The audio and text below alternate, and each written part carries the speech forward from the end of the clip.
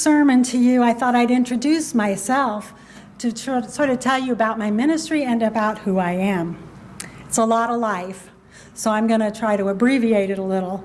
But I want you to feel like you can know me, so I'll start at the very beginning. I had an idyllic childhood. I was the youngest of 4 children. My dad was my hero. He was handsome and funny and smart and crazy about his kids. We had wonderful surprise adventures that remain embedded in my memory.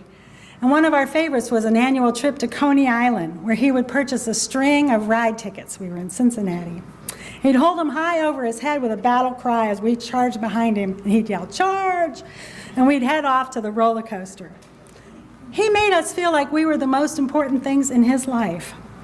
And my memories are vivid when he was away from home and traveling a lot for work, how much I missed him so. He had twin degrees in engineering, chemical and mechanical, and he owned his own consulting firm. I was allowed to ride on in his airplane co-pilot when there was an empty seat. He had a plaque on his desk that said, "Everybody wins." He lived up to that, too. I watched him fly Red Cross supplies to Louisiana when Hurricane Camille devastated so many towns. He was always ready to help other people. We were taken to Christian Science Sunday School when we were young, but not consistently, and probably only to appease my father's mother, Grandmother Harrington. She was kind of a stern and intense woman, but she was a devout Christian Scientist. Our religious education came more from example than formal training. My parents taught us to be fair and honest and not to speak ill of others. And when we did, he always would say, "Now, the Father didn't make a mistake when he made your friend." My mother filled the house with smells of fresh baked bread and homemade cookies, and she carried breakfast. I'm glad she's not here because she wouldn't like to hear this. She carried breakfast on a tray to my father every morning so he could watch the Today Show in bed. 30 years she repeated this task. She would send us off to school with these lovely dresses, often homemade, handmade, and petticoats, and she would braid my hair and lace socks, and I'd come home with my braids all, out, and my socks and my shoes, and filthy. She never gave up on me. Still to this day, she's trying to make me a lady. She would read to us every night, Winnie the Pooh, over and over. We never got tired of it. Some of the unspoken messages, though, that were in my family, the implicit rules, weren't so positive. Like the time my father gave my big brother a ticket for a trip around the world when he graduated from college. He gathered all of us together, Timmy, the oldest boy, and 3 sisters, and he explained the gift, saying that it was something that he could only do for a son. We weren't allowed to complain either. He would always say, "Don't plague everybody else with your disabilities." And there was a double standard in our household, the patriarchal structures well established. When I was in 1st grade, I witnessed the daily paddling of an African-American boy in my class who was considered disruptive. Even in my immature 6-year-old understanding, I knew that he wasn't bad. He just couldn't help it. He was mentally handicapped, or retarded as they called it in those days. My heart would pound and my eyes would fill with tears as the principal would call him out into the hall. I remember feeling extremely unsafe. He always returned, wiping tears from his eyes, and I felt like I had let him down because I didn't stand up on my desk and scream, "Stop." I couldn't save him, so I tried to love him. And I'm still haunted by this memory of an injustice of a system that failed to see the dignity of a boy and the soul of a handicapped child. When I was around 9 years old, I remembered hearing whispers in the house. My mother and father were talking about a colleague of my dad's whose wife had given birth to a mongoloid baby. She was older, and these things happen. She never even got to see the baby. They took him straight to a special home. She never got to hold him. He was sent away because he wasn't normal. I thought about that baby. Did he feel scared and sad? Would anyone love him? I remember the stark sense of insecurity that filled my being, knowing that I lived in a world where babies were put in a home and forgotten because they were born not meeting our expectations. What about God? What about my Father's promise that the Father doesn't make a mistake? When I was growing up in Christian Science Sunday School, there was a plaque on the wall that said, God is love.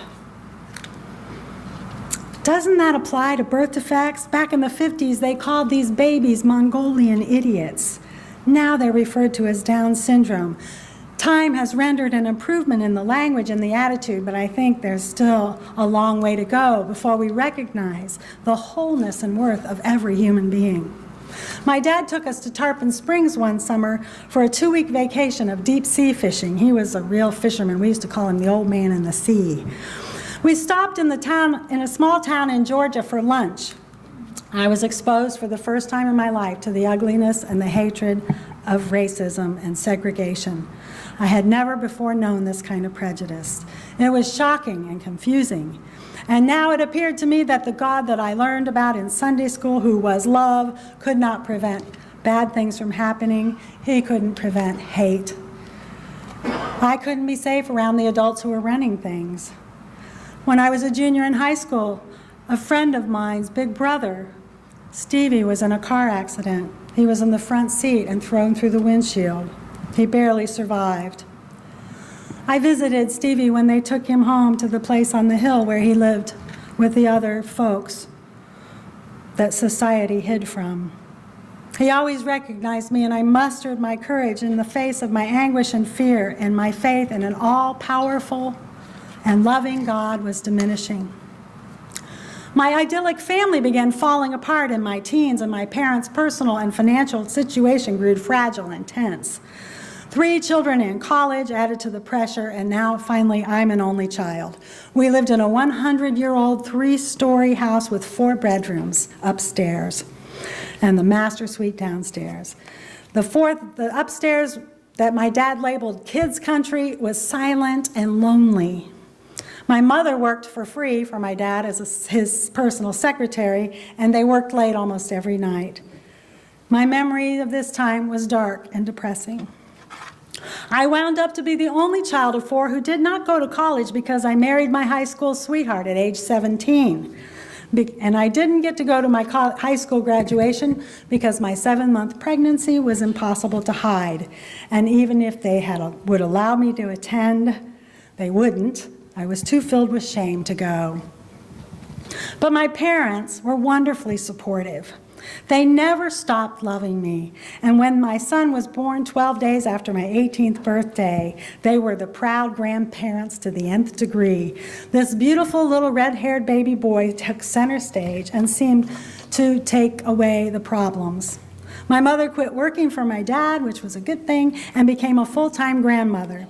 My new husband's mother owned 4 beauty salons, and so she paid for my beauty school. It wasn't my idea, and I was never terribly proud of it. But college seemed out of the question, and I needed to help support my little family. Hairdressers, as you all know, are not necessarily portrayed in the media as intelligent, compassionate, bright, and all. But they are. I love them. They are not only artists, they are decent and charitable human beings. And they are often in the role of minister, counselor, and dedicated professionals. Standing behind the chair for 25, 30 years is really how I learned to be a minister. Well, my teenage marriage was a mess, as you might have guessed, but I tried to tough it out because it was so shameful to have to get married. Divorce would be the ultimate humiliation. Shame lurked beneath my surface of my being and was always willing to surface when I ran into someone I knew. A line from Poisonwood Bible says it so beautifully. My insides were lined with my mistakes like a badly wallpapered bathroom. I couldn't get past it. 4 years later, a second child on the way, and I was working part-time in one of my mother-in-law's beauty salons. One of my clients had a severely handicapped child, and when she came in for a haircut, it was horrible. She violently resisted my efforts. She was spastic. Her mother would have to hold her down, and she would scream while I cut her hair. Sometimes she would throw up, and sometimes she would wet her pants. I was filled with utter terror when I was faced with this task and disgusted with myself for the feelings of repulsion and fear that I had for this child. I was in awe of this mother whose life was completely consumed with caring and loving this child. And I couldn't imagine how she coped. I was having trouble coping with one child. And where was God in this? My guilt and fear took the form of a deep-seated anxiety that I myself might have a handicapped child. It never left my mind during my entire pregnancy that God might teach me a lesson. After enduring several years, I mustered the courage to end my marriage. I became a single parent. The struggles were great. And another failed attempt at marriage left me bewildered, but fiercely independent, with 3 small children to raise. The stories and lessons from those formative years will probably surface in many sermons to come. My quest in life, besides sheer survival, was to raise children to be good citizens of the world and to earn my keep in the world as well. But there are no guarantees, being born healthy, that one will remain healthy. About this time, there was a mother who formed the organization Mothers Against Drunk Drivers. It seemed that so many people who have met tragedy in their lives are moved to public service. And it occurred to me that perhaps I could bypass the tragedy, like leave out the middleman. And so the opportunity presented itself. I had a client with a handicapped child. She was 35 years old, and she spent most of her life living at home with siblings and her caring parents. But when her father died, her mother had to face putting her in a state home. Kathy's mom asked me to go with her one Sunday to help with a Christmas party that they were giving the residents. And she asked if I would go early and cut Kathy's hair. I agreed, and I made little sandwiches for the party, but I wasn't prepared for what I saw at Witten Center. The Parents Club consisted of a small, dedicated group of parents who sponsored the party. And most of the residents had very few people who visited. Kathy was one of the lucky ones. The range of the disorders and the deformities was tremendous. Most of the residents were over 35, many were in wheelchairs. There was a mediocre country band playing music, playing for free, and the ones who could danced to the music. Santa Claus came and passed out gifts. I saw a man who had the elephant man's disease, and I quickly looked away. Many of the residents were fairly healthy, and the ones that were most mobile and functioning were the ones with Down syndrome. And my thoughts raced back to that mother's empty arms. It was overwhelming. My emotions were rising to a dangerous level, but I was determined to face my fears. So I busied myself serving food and pouring drinks and avoiding looking at them, just being busy. As I was pouring soda for a severely handicapped man in a wheelchair who precariously held his glass out with deformed fingers, I felt compelled to actually look at him. He was a sight. His white hair was disheveled and his face unshaven for days. His smiling mouth revealed crooked teeth with much of his meal lodged in them. His face was smeared with cake. And yet, as my eyes sank into those blue wells of beauty that he had, I was literally paralyzed. Beautiful blue eyes that just went on forever. In that moment, I thought I saw the face of God. I cried all the way home. I didn't tell anybody about that experience for years, but I had a deep conviction from then on that the children who come into this world needing help are not just the responsibility of the parents. These tragedies fall onto the shoulders of all of us, of humanity, into the arms of humanity. They belong to all of us, and they are valuable beings deserving of love and respect, and they are our teachers. I had found something to believe in that didn't require a God who could make everything perfect. My Sunday school had a plaque that said, "God is love." Richard Gilbert, Unitarian minister, says God is a verb. That makes so much more sense to me. A divine process that we're all invited to participate in. What else could there be? I volunteered to give haircuts every month for several years. I took my children with me when I got a chance. We adopted a young woman named Sylvia, who was older than me at the time, 43, and we enjoyed taking her shopping. She had a mischievous twinkle in her eye. She became a very important person in our lives. But the gifts that we received were far outweighed our efforts. I really enjoyed, and it certainly honed my skills of crafting beautiful haircuts for these folks every month. And I was cutting hair one day all by myself, and I was tired, and they just seemed like the endless chain of people. They loved me. I was a hero, you know, I made them look pretty, and they brought me one more client, and my heart sank. I didn't think I could do one more. And as they led her to me, I couldn't even imagine, with all the talent I could muster, that I could help this head of hair. It looked like a fright wig. The woman resembled every conjured up witch in crone that fairy tales have created. And she scared me. I wasn't sure that she would even be stable enough to sit long enough to have a haircut. So I had to reach into my weary being and see things differently. In other words, I prayed like hell. I reminded myself that she was beloved and perfect as anyone. Much to my amazement, underneath that dry, frizzy mop of hair was an absolutely gorgeous head of natural curly hair. Some hairdresser who should be shot had given her a permanent wave and burnt her hair. As I cut away and began sculpting this hair, it's this beautiful hairstyle appeared, and I kept saying to her, "You are going to be so beautiful." I was getting excited, and when I was finished, she was beautiful. She was transformed, and I was transformed, and I saw that same light and love that I had seen that had made the earth stand still in that old man with the blue eyes. It was always there. Of course it was. It was just that I hadn't been willing to see it.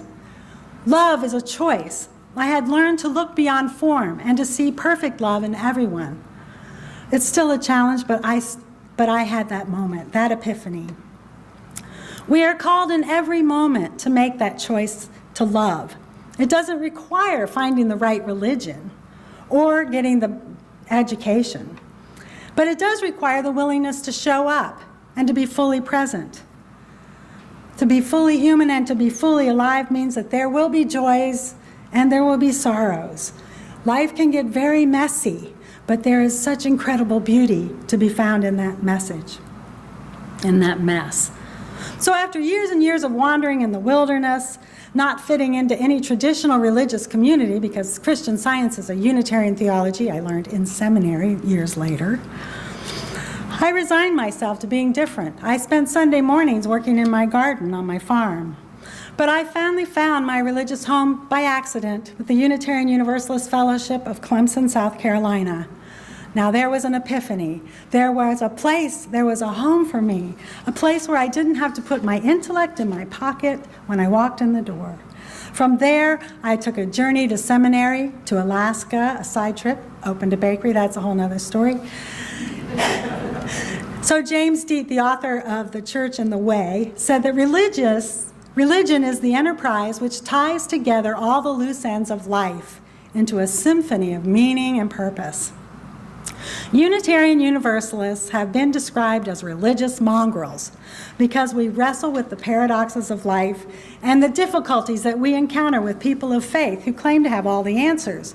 But we know it's not the answers, it's the questions, more profound than answers, that we need to learn to ask. I'm reminded of the words of Paul Tillich, who says, if in all seriousness, complete seriousness, you can say that life is shallow, then you are an atheist. Otherwise, you are not. It was also Paul Tillich who suggested that we take a 100-year moratorium on the word God, because God has so many different meanings for so many people and triggers so much hurt. As we wrestle with the words to express the ultimate concerns in life, I again try to suggest we think of God as a verb and not a noun. I am your new minister, And I come to you with more questions than answers. I come to you with hopes and dreams that a better world is possible.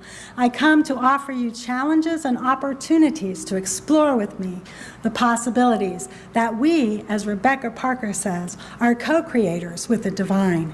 She writes that we make God as much as God makes us. May it be so.